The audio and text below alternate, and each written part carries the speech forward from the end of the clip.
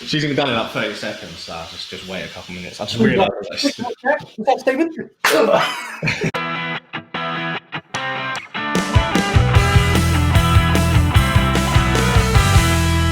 Welcome back, guys, to the In Off the Bar podcast. Today's video, we're going to have a brief discussion about Frank Lampard. Does he deserve more time at Chelsea? Get your opinions down below, because this guy has spent 200 million. Now, let's get the opinion of Stephen. But before we get into it, mate, how are you?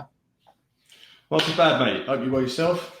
Yeah, I'm not too bad, mate. Not too bad. We just recorded another video, haven't we? Which was, a ranking Premier League managers, which you will see in the coming days.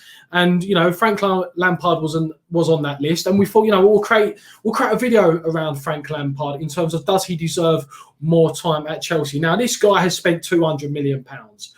I feel like Chelsea fans are sort of coming to the confirmation that this sort of dream partnership of their club legend midfielder and Chelsea, and actually being a Chelsea manager, is coming to an end. Do you think he deserves more time? I think he deserves a lot more time. I think that with people I feel like people that are in the same boat as him was Solskjaer and is Arteta. I feel like it's a whole rebuild process. I feel like you've got to stick with the bad as well as take the good. Because, yes, he spent 200 mil, but I said this in the previous video, if you average it out, he's been there for 2 seasons, 100 mil a season. For a top 6 side, that's probably average, what they probably will spend a season. The fact that, he overachieved last season, he had the youngsters playing great football for the very little experience that they had in the league. He gets him into the Champions League. But then again, he signs Timo, proven in the Champions League that he can score goals. He can score goals in the Bundesliga. He comes over. He can't quite do it. I feel like there's potential there for him. But then again, he buys Kai Havertz, who's potential for the future. But he's still got the youngsters looking at the best players in the team. And I feel like if Chelsea fans want to get rid of him, you're going to be in the same place now that you are in 6 months' time with a new manager. Because another thing, who else is there to get? Right. This is where I've done a podcast earlier, as I mentioned to you off air. I've done a podcast earlier, West Ham fan and a Chelsea fan, fantastic blokes. And we spoke about Frank Lampard, and my decision is they should give him more time. Now, one of the first reasons is that the potential manager they're looking at is Nagelsmann from Red Bull Leipzig. Yeah. Now, if they hire Nagelsmann, for example, they're going to be in exactly the same situation as they are with Lampard. It's going to be a rebuilding job. It's going to take time for him to stamp his authority on that team, bring his own players in. So essentially, you are sacking Lampard to go through the same process as Nagelsmann. Now, if Nagelsmann's team, right, are in a similar situation and it doesn't go well, right, are they just going to sack him and then bring someone else in? And I said this, in terms of, I feel like football now is, we are in a period of time in terms of, I feel like sacking managers and in hiring managers for immediate success is gone. Long gone are the days of sacking a manager, hiring Conte, winning the Premier League, sacking Conte, hiring someone else and then trying to, win something under that manager. And I feel like Chelsea fans haven't been under they've been spoilt as fans since they've been bought by Roman Abramovich. All they've ever known is sackings, winning titles, sackings, winning titles, sackings, winning titles, and pretty much repeating. Where Liverpool, for example, whilst they didn't win the league for 30 years, they've gone through the real rebuilding process of Jurgen Klopp in terms of, he's been there 5 years, he's had to rebuild the team. And then when Jurgen Klopp finally decides to leave Liverpool, and for example, if Steven Gerrard comes in, Liverpool fans and the club in general are going to be a lot more patient because they've already been through it. Now, I feel like Chelsea, right? Need to go through this. They need to, right, unless they hire someone, I don't know, who's going to demand instant success or get instant success. And I don't think there's really many managers out there right now who are available who could probably guarantee immediate success for Chelsea. I would stick with him. Stick with him.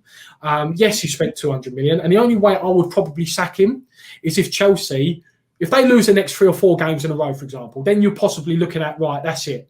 But because he probably overachieved in the first season in terms of he had no money to spend, he got in 4th place, and now suddenly he's been given this large chunk of change. Well, here's 200 million, Frank.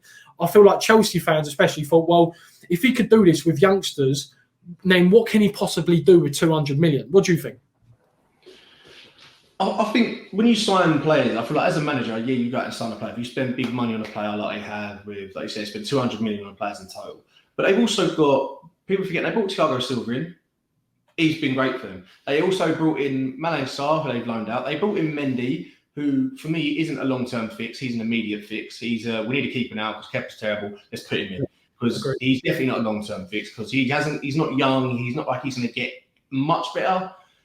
And I feel like if he buys these players and they perform bad, that's not a reflection on him as such. If they play in a system that's terrible and the football is awful, but the players themselves, Timo Werner's been missing goals. You can't make Lampard make Werner put balls in the back of the net. He has missed clear-cut chances, games after games after game. That's not Lampard's fault. But like we said, it's a rebuilding process. Yes, it might take spending money, but at the same time, didn't Jurgen Klopp sign players and then sell them? Sign players, sell them, didn't work out. You sell them, you lose a bit of money. And now he's got this squad that last season and the season before were probably the two best squads in the world. Yeah. I feel like you've got to have a rebuild. If you're rebuilding, like I said, you've got to take the good with the bad, and you've got to be ready to. United have gone through it. They look like they're kind of now coming out at the end of that bad period, and they're starting to play good football now. They're starting to have an identity. Their players look like Ollie looks like he knows his best 11 now, and Lampard still doesn't look like he knows his best back five or his midfield, or he's always chopping and changing the formation. I don't feel like it's unfair to sack him. It would be ridiculous, I think. Yeah, like I think, as I said, I alluded to earlier, and I think what you said about Ole Gunnar Solskjaer is a fantastic point. It's a fantastic point because I said there's been plenty of times where you could probably say that Ole Gunnar Solskjaer has been very lucky to keep his job.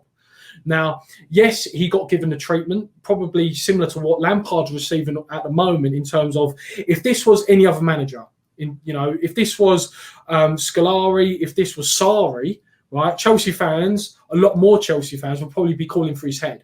And the same with Ole Gunnar Solskjaer.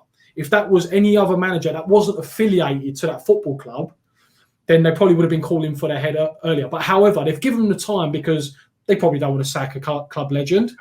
And at the moment, it does look like now, as you said, Ole Gunnar Solskjaer's found that first 11, and it is now proving dividends on the pitch. And I feel like Chelsea have to go through it.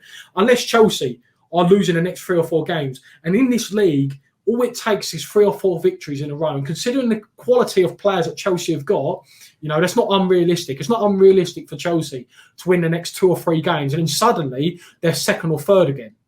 So for me, they've got to keep Frank Lampard. And another reason why they've got to keep him is because if they get this German Nagelsmann, what happens if he comes in and goes, the players that Lampard's bought, Chilwell, right? He's not good enough. Right, they've just spent 50 million on him. He wants a new left back. So it's a constant almost cycle of just churning these players out because you keep changing managers who might not fit another manager's identity or philosophy. So for me, they've got to give him a bit more time. I don't know how much more time it is, but he's got to be given enough time to at least turn it around. If they lose the next 3 or 4 fixtures, then you could arguably say, right, well, we've got to cut ties. But if they're still only a couple of points off Champions League, which realistically they are, they're only 6 points off Champions League. All it is 2 or 3 or 4 wins in a row. Suddenly they're back in the top 4. So for me, keep it as it is. Back Lampard. You've got to trust the process. I feel like the thing of just sacking managers here and there and demanding immediate success is gone. I feel like it's gone, and that's my thoughts on Lampard. Anything else you want to add? No, mate. I think you're touching it all. There will be people that disagree or people that agree, but that is the beauty of football. Yeah, that is beauty of football opinions. Hey guys, make sure you hit the subscribe button in off the bar. We're trying to do like 1 or 2 videos a week at the moment. We do have a very good video coming out ranking Premier League managers. So make sure you check that out when that gets uploaded. Now, guys, see you later from me and Stephen. Have a good one.